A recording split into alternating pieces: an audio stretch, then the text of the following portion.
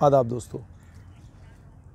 मेंढर के पूर्व एमएलए जावेद राणा, रामनगर के पूर्व एमएलए आरएस पठानिया और उधमपुर के पूर्व एमएलए पवन गुप्ता किस कानूनी ताकत का इस्तेमाल कर रहे हैं जिसके तहत पवन गुप्ता एक काम की साइट पर चले जाते हैं जहां कोई काम हो रहा है और उसकी इंस्पेक्शन करने लगते हैं।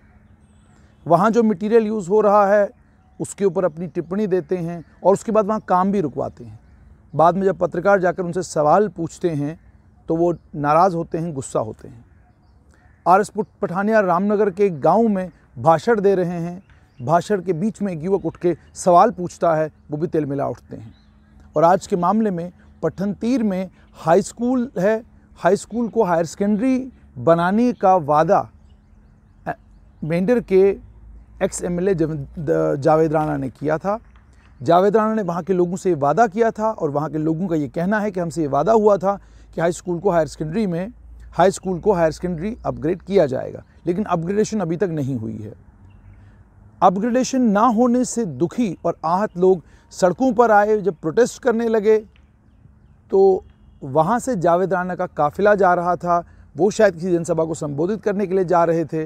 उनको वहाँ रुकना पड़ा, लोगों ने काले झंडे दिखाए और उसी के बीच में झड़प हुई। आइए पहले आपको दिखाते हैं कि वहाँ क्या हुआ और उससे पहले लोग किस तरीके से शांतिपूर्वक वहाँ पर प्रोटेस्ट कर रहे थे।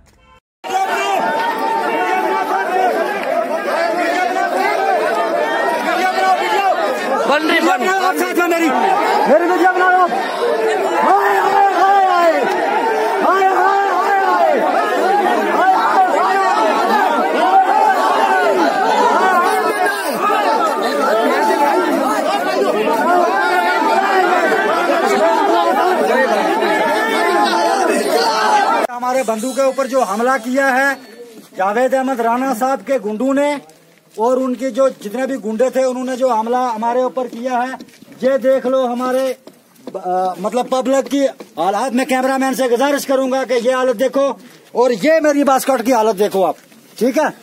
तो मैं रिक्वेस्ट करता हूँ गवर्नर साहब को और एसएसपी पुंछ को, एमएलए मेंढर ने जनाब जावेद अहमद राणा ने एसएचओ साहब को फोन कर बताया।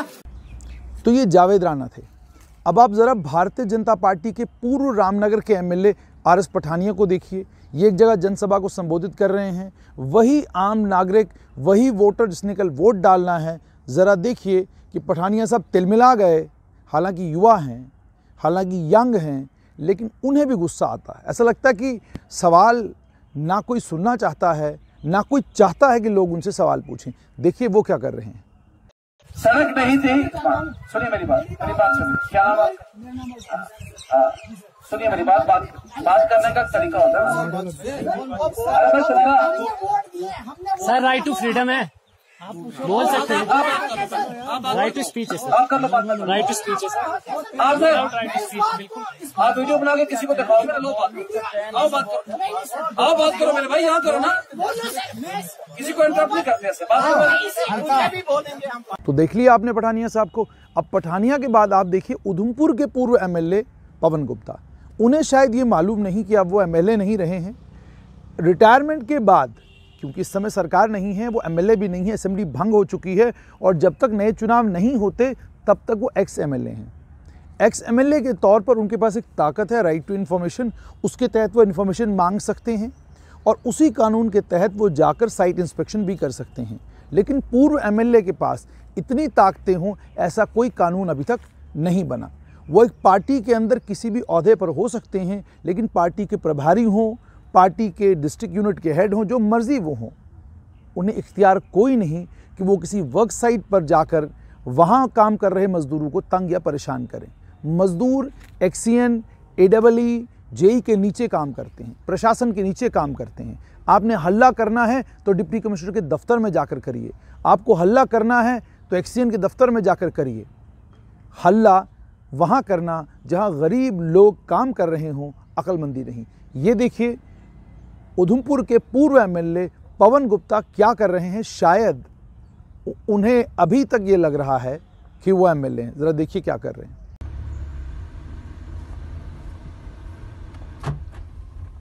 उड़े थे। इतने रोड की टाइट की करा करने दोस्त। हाँ जी, रोड की टाइट की करा करने। अगर बेईमान कंट्रैक्टर अपने आप को बचाने के लिए रोड ब्लॉक करवाएंगे, करवाने दीजिए, पवन गुप्ता करवाने का। जिस तरह से जो पवन कुमार गुप्ता ने अपना बयान दिया कि जो कि ऐसा कुछ नहीं हुआ है, जो अगर हम एफआईआर की बात करें तो एफआईआर भी जो है इस पे नहीं लगी है।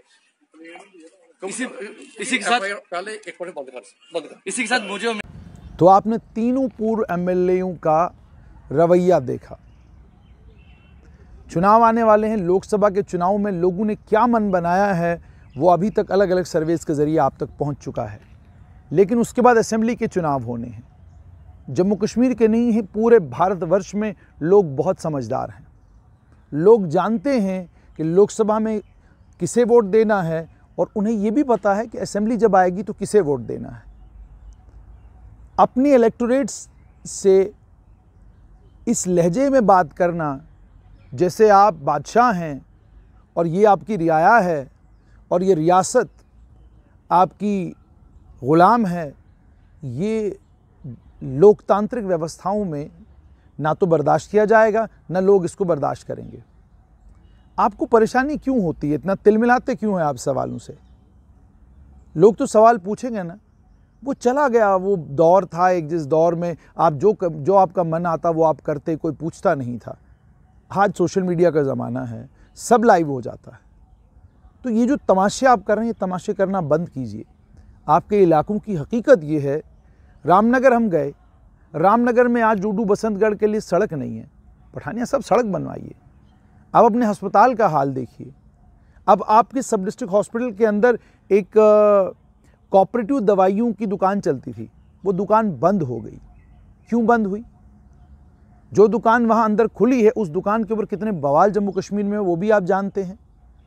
तो आपके टाउन में बस स्टैंड है, क्या वो बस स्टैंड आपको लगता है कि वो बस स्टैंड है? एक पार्क है, उस पार्क के बाहर 3-3 स्टोन आपने लगवाए हैं। आपके गांव में आज भी लोगों के मकानों की छत कच्ची है। और कोई मेरे दोस्त कह रहे थे कि जी गांव में तो छतें ऐसी ही होती हैं, थोड़ा पढ़ा लिखा करो।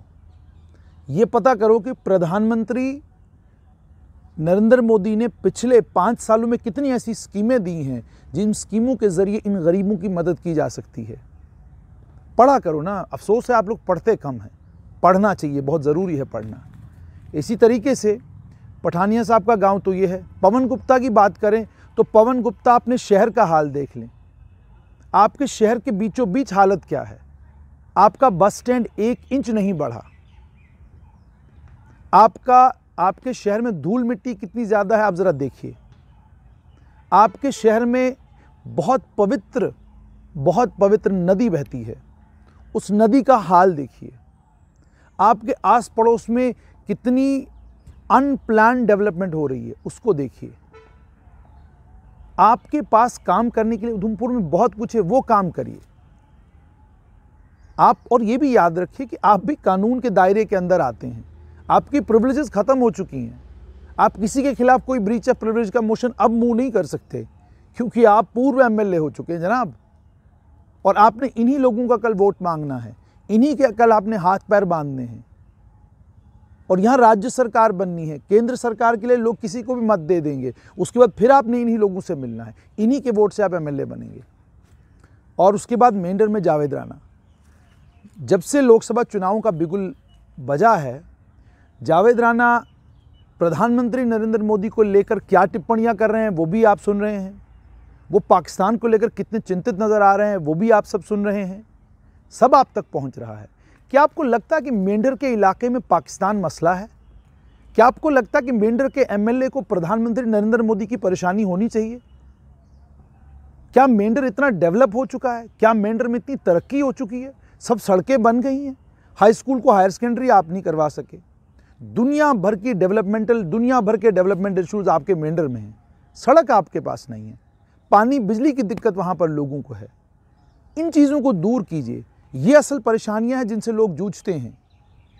आप कटाश करने के लिए, बड़ा नेता बनने के लिए प्रधानमंत्री नरेंद्र मोदी के ऊपर कमेंट कर रहे हैं, भारत पाकिस्तान रिश्तों के ऊपर कमेंट कर रहे हैं।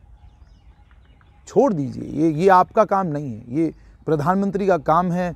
इसमें देश के बड़े नेता लगे हुए हैं। आप एक ऐसी पार्टी से हैं जिस पार्टी के मात्र 3 MP बन सकते हैं, 4 बन सकते हैं। इससे ज़्यादा आपका कंट्रीब्यूशन नहीं है पार्लियामेंट में। अपने कंट्रीब्यूशन के हिसाब से आप अपने क्षेत्र पर फोकस कीजिए, मेंढर पर फोकस कीजिए। जिन लोगों की बातें आज आपको बर्दाश्त नहीं होती हैं, इनकी तादाद बढ़ेगी क्योंकि लोग पढ़ रहे हैं, लोग कॉलेजेस में हैं, यूनिवर्सिटीज़ में हैं। जम्मू कश्मीर आगे जा रहा है, वक्त के साथ आगे जा रहा है। तो अगर लोग पढ़ रहे हैं और आपसे सवाल पूछ रहे हैं तो परेशानी क्यों होती है आपको? गुस्से में क्यों आते हैं आप? नाराज़ क्यों होते हैं आप? इन तीनों वीडियोस से आम जनता ने साफ कर दिया है कि अब आम जनता चुप नहीं रहेगी। थोड़ी देर और ये छलावे जो चल रहे हैं, उसके बाद आम जनता मुद्दों पर सवाल पूछेगी, चुप नहीं रहेगी। ये भारत है, ये भारत की ऐसी भूमि है कि इस भूमि पर लोगों ने कैसे कैसे राजाओं से, कैसे कैसे महात्माओं से, कैसे कैसे अवतारों से सवाल पूछे हैं। आपकी तो बिसात ही क्या है।